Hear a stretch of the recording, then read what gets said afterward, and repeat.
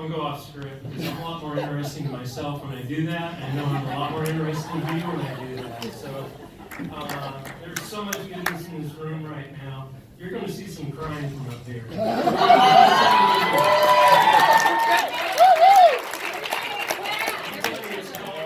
I got you. It's human. It's here for other people to see people cry, especially in a day like today. So, where to begin? I try to give you a little bit of something interesting. I know I'm on a short leash here of the time, but 19 years ago today, I left my last career. I was claims counsel for Pacific Northwest Title. When I started working with them, it was Stewart Title. They went through a big corporate divorce and became Pacific Northwest Title. I left my office on the 38th floor of the Washington Mutual Tower, walked out on the street on Thursday. It was 19 days ago today, into a war zone. It was Thursday of WTO. This is 1999, to change my career. I had a job I loved. I'm an attorney. I was counsel for a great company, great people, locally owned insurance company. I was newlywed at the time with a 9-year-old daughter, who you're going to meet in a minute. When I cried, so much stuff around you than it is on me. I've been dealing with this for 57 years, so it's just the way I'm wired. But I was newlywed, and this wonderful woman I just married. We married 6 months. We bought a house, got married, quit our great 2 corporate positions, and got a dog. That dog lived to be 18 years old last year. So anyway, that is how I became a realtor. And just out of coincidence, there was somebody who Nan had met at Rockwell, who was a substitute teacher who came in for real estate law one day, who had worked in this office. He was a managing broker in the Kirkland office.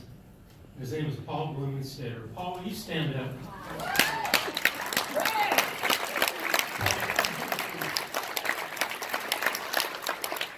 Nan and I are in the same office today, 19 years later. Paul created an office culture that is the reason I'm here today. My talk is going to be talking about people, because we're in the business of connections and friendships and relationships. In 2002, the fall, I had this curiosity. I thought I wanted to go see a Realtor Association meeting. I drove to Yakima. My wife's very supportive of, go check it out. I drove to Yakima. Steve Healy was president at the time.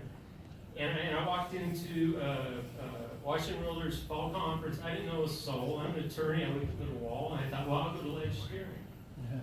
I went and sat down in basically the only empty seat in the gallery. The guy next to me had this wonderful, I'd say it's pink. He says it's coral or salmon. He had this sporty coat on and he probably had green pants. I don't know, but he looked really dapper. He looked at my hand. My dad had recently died, and I had my dad's fraternity ring on my hand. He didn't know me. I didn't know a soul. He complimented me on the ring I was wearing. That person is Joe Mussolino, the guy who's the MC tonight. That is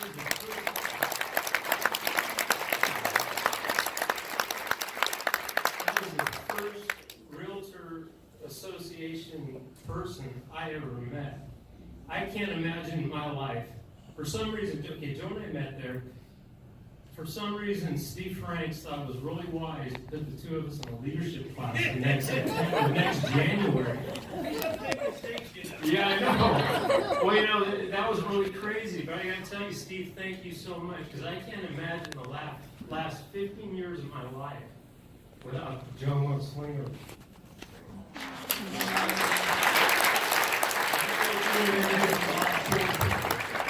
The point of the story is here. I have 3 families in my life. I got the one I was born into and married into, and you'll meet some of those in a minute. Rotary's big in my life. I joined Rotary completely immediately after, because of September 11th, to get connected to the community. And my other family is you all, the Realtor family. Those are the Rotary and Realtors are the family I picked. When my mom died 2 years ago in 92, my house filled up immediately with flowers from local, state, and national friends that I got through being involved in the Realtor Association. I come here to show up, to sit down, to sit amongst, to learn from, to grow, to share with, and to serve alongside. What you can get from this association by being involved is something you can't buy. And it's powerful. Immediately after meeting Joe introduced me to a good friend of his, Ron Worthing. Ron, thank you. See, I got through it. Thank you, Ron. Ron has been such a good friend and brother to my wife and I over the last 14 years. If Nan and I were to have a child, and we're not, but her name would be Ron. Exactly the guy. This is something I got from volunteering.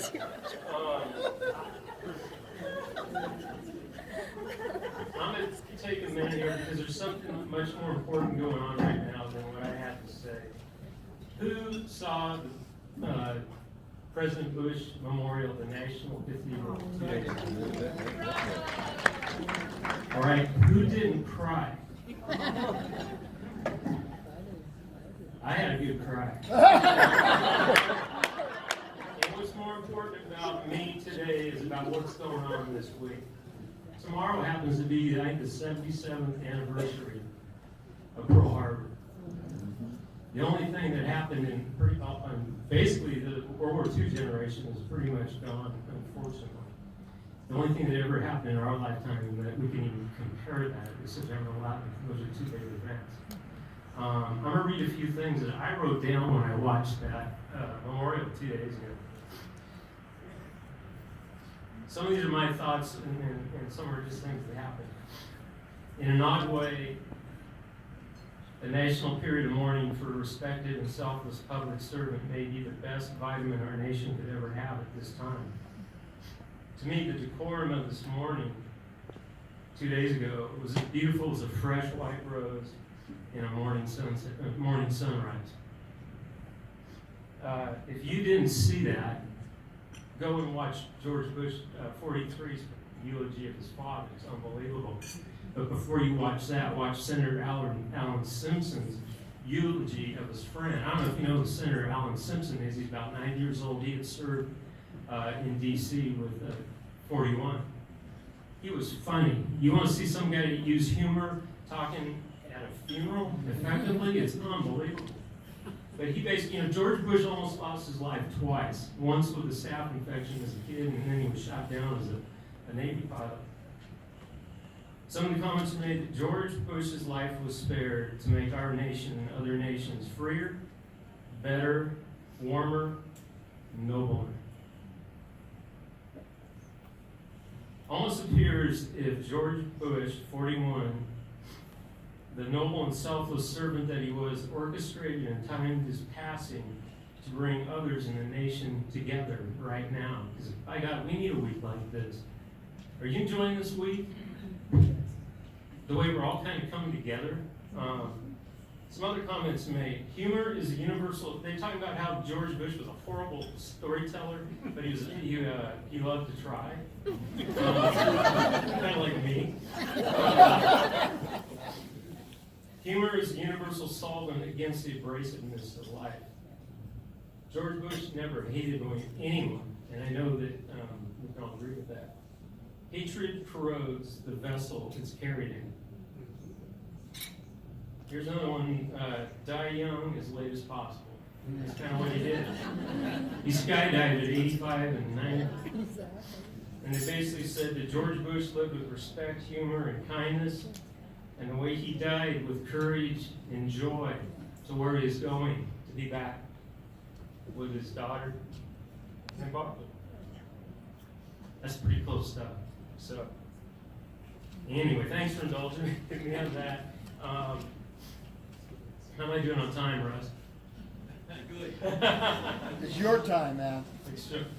So, Nanette was up here with me. I have the most amazing business partner in the world. We've been married as long as we've been working together, basically. She's the one that talked us into both quitting our jobs. Not only is she a wonderful wife, she's one of the most amazing business minds, and I mean that. When people meet me alone, I'm like, you gotta meet my wife. No, I'm serious. This isn't recipes and Christmas cookies. This gal's a deal killer.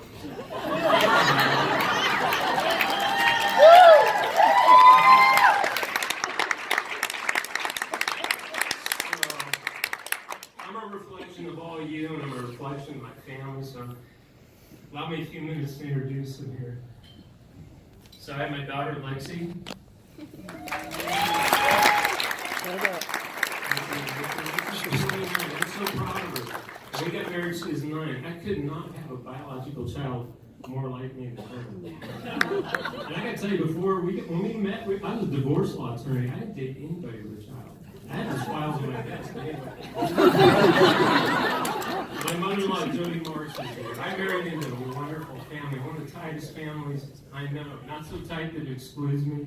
Not so tight that it envelops me like a scarf. So thank you, Jody, for being here.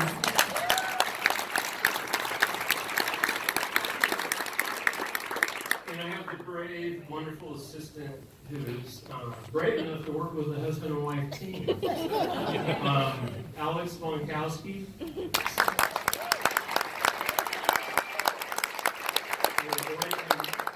You know, blinded. I was just sitting next to Lexi. Lexi has no problem teasing me because that's what I did to her as a child. And we have this unique situation, and Lexi's 29, our assistant Alex is 28. No, 29. 29, okay, Alex and Lexi are 29. A lot of people think they're the same person. A lot of people think we work with our daughter. I was just telling my daughter, I go, you're not brave enough to work with us. Alex is, and she goes, well, Alex gets paid.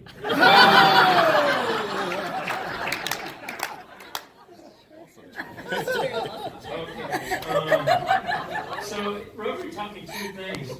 Being present. They taught me being present 2 years ago. It's like this association. You show up and you get around, eventually you get talking and being president. What I learned from Rotary, 2 things being president. Number 1, never eat the salad before you get up and talk. And number 2 is never list people, never go out and list people in front of a big group of people. It's really dangerous because as a human being, you're going to forget somebody. But this is kind of like preparing for Saturday Night Live as a guest host in the monologue. There's no safety net. But there's so many good people in this room, and I'm gonna name some people and I thank them because I didn't get up here because I wanted this title. I got up here because I was encouraged to get up here and serve. When you serve long enough, which means you're getting older, you got a lot of history. The best way to get back is get up and just get back, and so here I am. But Shane Davies. Shane. What Joe said that I said before it was true. I was bragging about it. It was a pleasure being your wingman. I show up to learn. You taught me a lot about leadership. It's just a pleasure to follow you. I thought you had a good gig following Sam. I got a good gig following you, and I hope I can carry it off and help Georgia out a little bit too. But job well done, my friend. I got a great friendship this last year working with you, so thank you for that.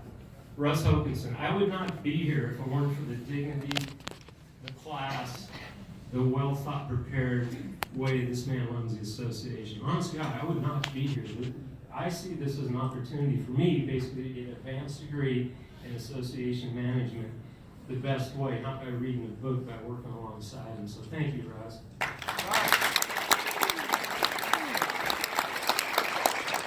The 2018 board, of which I was on, thank you all for your selfless, really public service. You're serving the association, but you're public servant.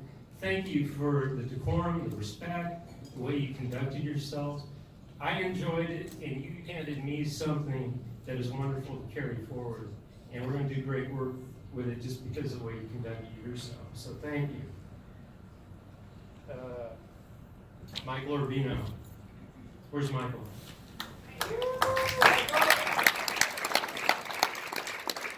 Michael came up and asked me before he said the pledge, he said, is it okay if I talk about George Bush? And my notes right here say about you, Michael, the awards I've been on with you were some of the best ever because of you. Every time Michael Urbino speaks, I learn something. In many, many ways, this is what I got written here. In many, many ways, Michael, you remind me of Bush 41. Dignity, respect, class. Thank you for your service, my friend.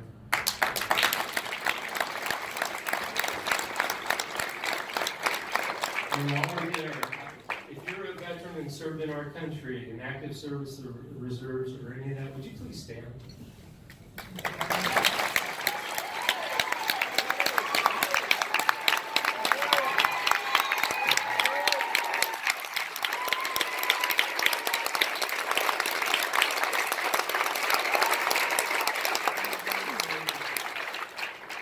Dan Anderson, thank you for doing our prayer for us tonight. You're always a champion, right? You're going to make me cry. Thank you for your friendship. Thank you for your 50-plus years of serving the R, locally and beyond. Your wisdom is valuable. You know, when I draw a lot. I have a journal, and here's the funny thing. I got journals. Every day I draw, right? I pull those out, and I go back to where I was 2 years ago. 3 months ago, I pulled out a journal, opened it up. Van has it, and I won't tell the story. If you want to hear the story, come up to me afterwards. But I wrote something down Van said. It was his pearl of wisdom, and I called her up immediately. I'm like, Van, I'm laughing. I opened up my journal from 3 years ago, September 15th, and this is what you said. You have the wit of Will Rogers. And you have the storytelling ability of Ronald Reagan. You may not have voted for him.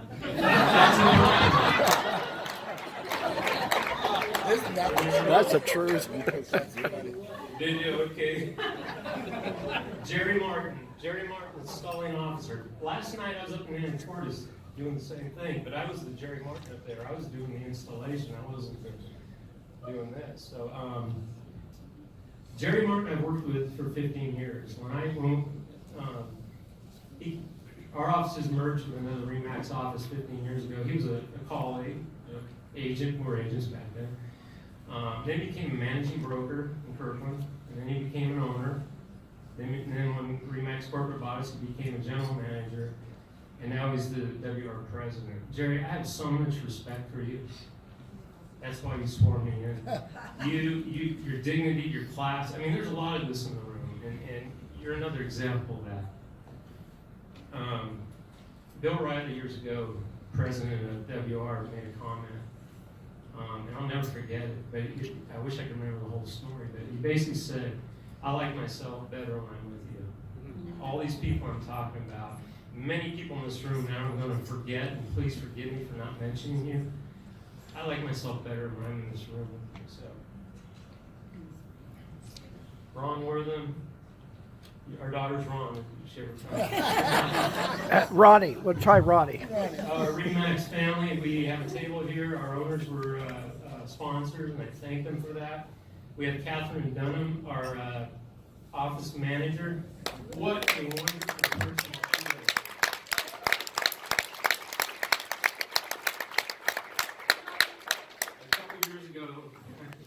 When my blind mother needed hearing aids or to go to the dentist or whatever, Catherine was doing that when we're busy working with our clients or as a STAR meeting or WR. Terry Legan, our office manager there. One thing I get to do as a director, I get to pick, or a president, I get to pick a director. So Yusuf Nader in our office, thank you for stepping up. We got a diversity award this year. What are you going to do in your year? My year, I'm going to be a prepared, effective diplomat and spokesperson for the association, and I'm going to develop new leadership coming up within.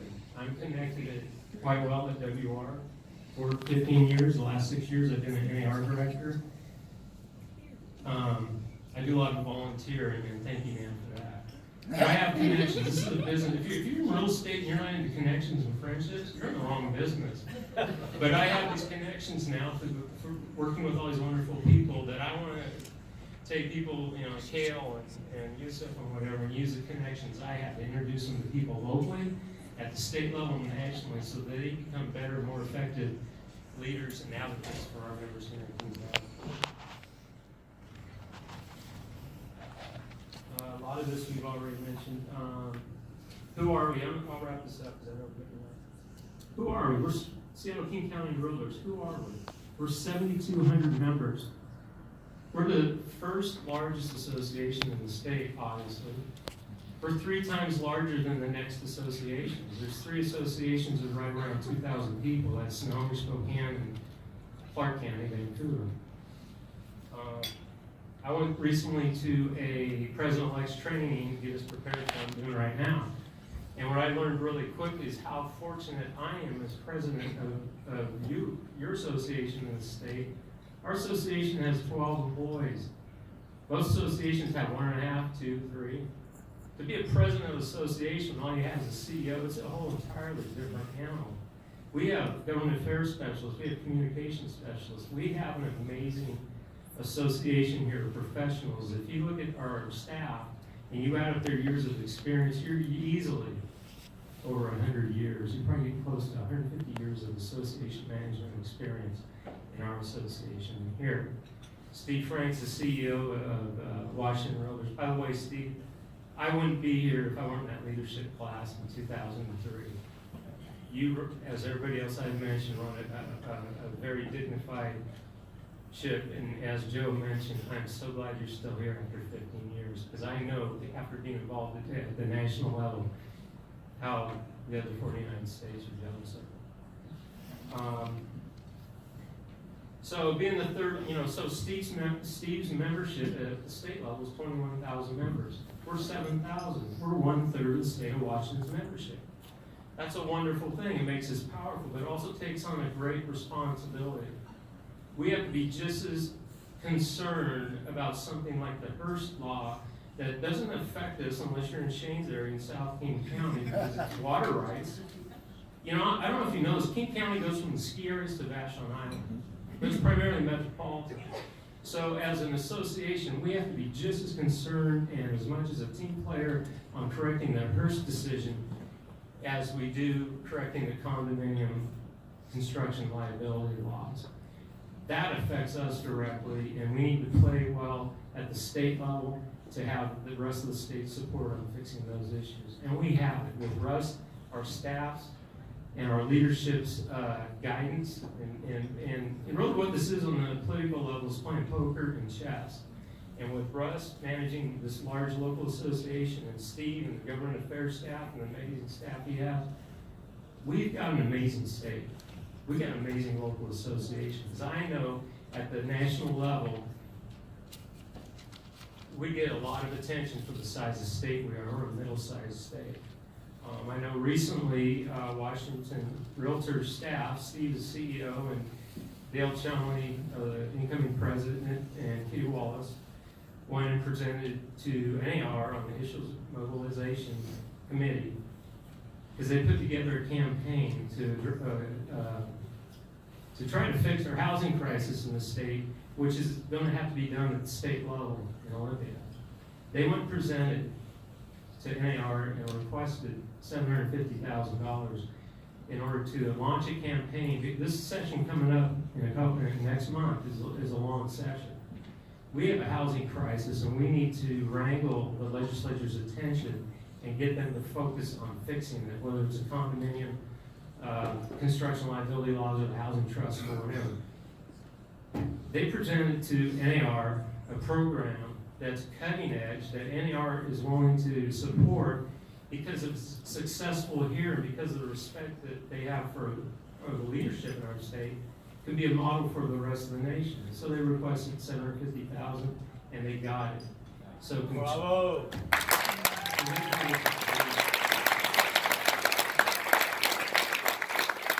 So somebody asked me, what's your biggest concern? I'm gonna wrap up right now. That's the problem. What's your biggest concern in your year? My biggest concern is going to go too darn fast. I'm gonna have fun because I know who I'm representing. I know who I get to play with and work with. But I know this is going to go fast. The whole lightning, and I just want to enjoy it. I want to do well at it. I want to learn a lot from it. And my second biggest concern as President's Association is, I hope I'm not the last boomer president. So there's a few people in here, don't make me the last boomer. With that though, this is the last one, I promise I'll stop. When I started becoming active here in 15 years ago, I was 42 years old, and I was looking around the room, and I was the youngest person by far. And I was concerned because I was like, wow, this place is a buggy whip. Seriously, so, but I can tell you now, our board, Yusuf is 35, Cale Corey is the director of our White Can, is 24. We have many members, Jen and Georgia, that are on our elected positions. They need to graduate from White Can, but by gosh, they're filling up the elected positions on the board. So I can't say more. You know, I've been around a while. I got to tell you, we're in really good shape now. Financially, are we a diverse membership? Yeah. Can we get better? Yeah. But we're in great shape. We have some big challenges ahead. These associations, ours and NAR and WR, they're 100 years old. We survive challenges because we have an industry that protects our interests. When you pay your dues bill coming out, it's $660. Know well that if you're not involved, you can still sleep well at night because people are looking out for your best interest. If these associations weren't around the last 100 years, we wouldn't be here right now. Amen.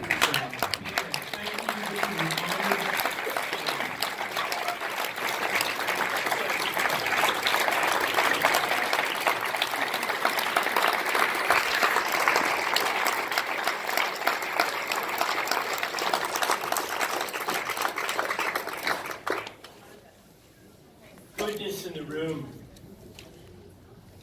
Tremendous goodness in the room. I get to introduce someone else who's filled with tremendous goodness. Sam, anything you write, starting with the first things you were writing in the Realtor magazine, I would use at my office meetings. And now, my brokers come to me with your articles. Sam DeBoard, I'm so glad you're part of our association. So I think you know I'm about to introduce you to come up here. Who's Sam? Sam will present tonight's awards. This is when we get into the truly laudatory section of tonight. It's going to be so much fun. Who knows who won, by the way? I do. Anyway, Sam is Managing Broker and Vice President of Strategic Growth for Coldwell Banker Danforth.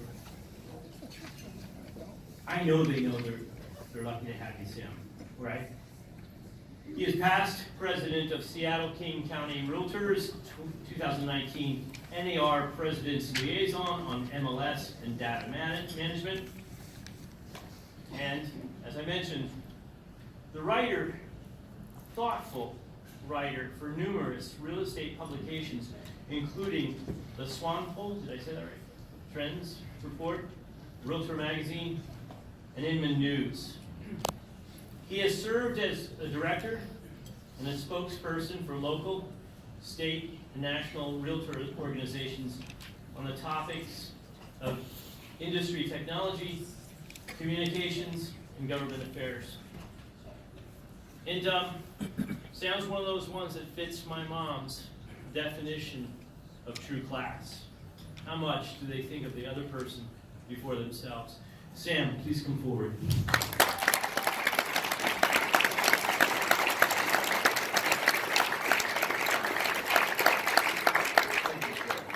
Thank you all for being here tonight. We're here to honor some of our most dedicated members. And I'd like to thank everyone who worked with us this year on the awards committee, as well as those of you who